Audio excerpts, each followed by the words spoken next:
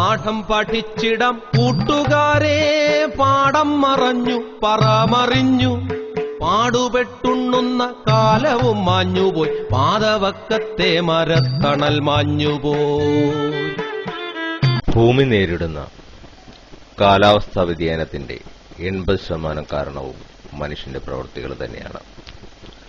കൽക്കരി, പെട്രോളിയം ഉൽപ്പന്നങ്ങൾ, പ്രകൃതിവാതകം തുടങ്ങിയ ഫോസിൽ ഇന്ധനങ്ങളുടെ അമിത ഉപയോഗം ഹരിതഗൃഹവാതകങ്ങൾ വർദ്ധിക്കുന്നതിന് കാരണമാകുന്നു. മനുഷ്യന്റെ ധൂർത്തും അത്യാഗ്രഹവും ഈ ഭൂമിയെ നശിപ്പിക്കുന്നതിനെതിരെ നമുക്കൊന്നു ചേരാം.